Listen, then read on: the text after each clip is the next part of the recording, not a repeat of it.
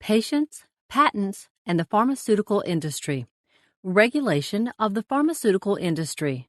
The pharmaceutical industry is heavily regulated in the United States with a range of laws and regulations governing the development, manufacture, and distribution of drugs. These laws are designed to protect public health and safety and to ensure that drugs are safe and effective before they are made available to patients.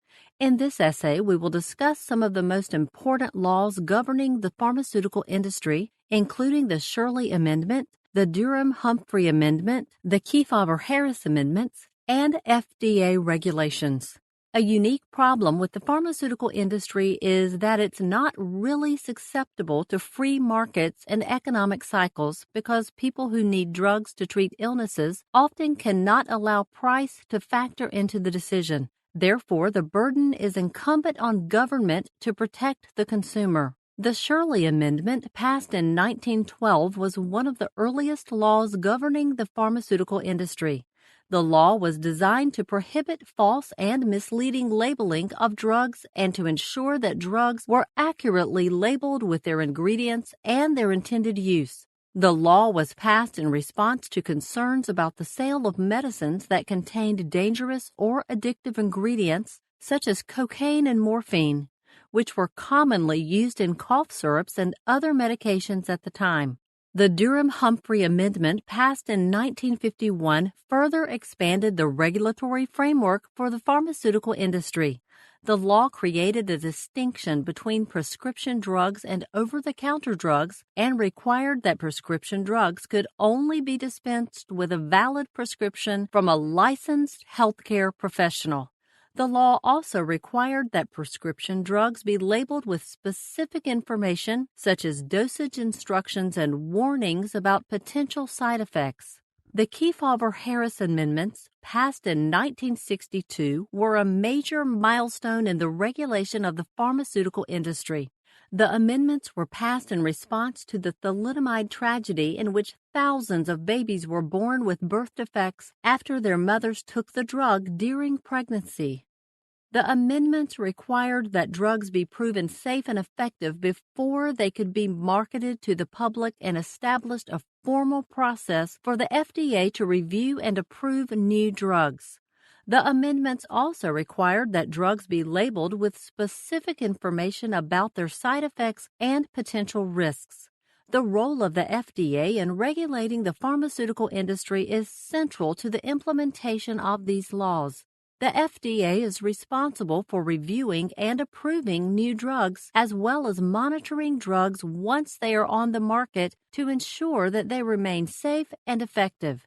The FDA also plays a role in enforcing regulations and taking action against companies that violate laws or regulations.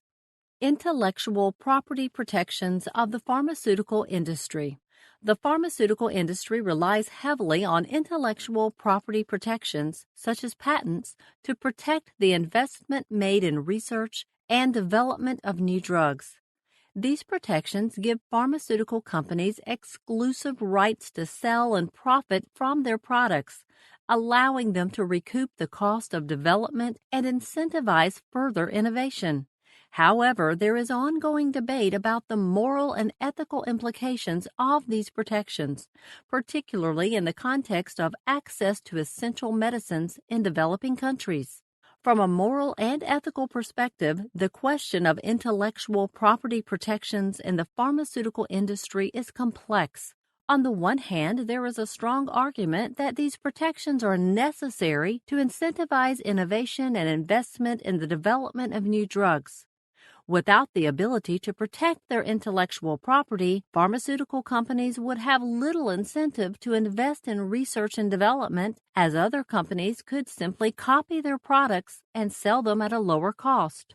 However, there is also a strong argument that intellectual property protections can have negative consequences, particularly for individuals and communities in developing countries who may not have access to essential medicines. For example, the pharmaceutical companies may charge high prices for their products, making them inaccessible to many people in poorer countries. This can have significant health and economic consequences, as individuals may not be able to afford the treatments they need, leading to unnecessary suffering and even death. One approach to balancing these competing interests is to allow for limited exceptions to intellectual property protections in cases where access to essential medicines is at stake. For example, some countries have implemented compulsory licensing programs which allow for the manufacture of generic versions of patented drugs in certain circumstances, such as during a public health emergency. This can also help to ensure that essential medicines are available at a lower cost to those who need them, while still allowing pharmaceutical companies to recoup their investments in research and development. Another approach to balancing these competing interests is to focus on alternative models of drug development and distribution that do not rely on traditional intellectual property protections.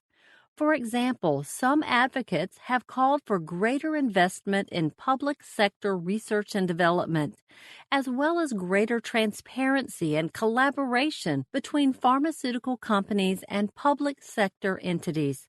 This could help to ensure that essential medicines are developed and distributed in a more equitable and affordable manner, while still incentivizing innovation and investment in the pharmaceutical industry. A balanced approach that allows for limited exceptions to intellectual property protections in cases where access to essential medicines is at stake, as well as greater investment in public sector research and development, could help to ensure that the benefits of innovation in the pharmaceutical industry are shared more equitably across the globe.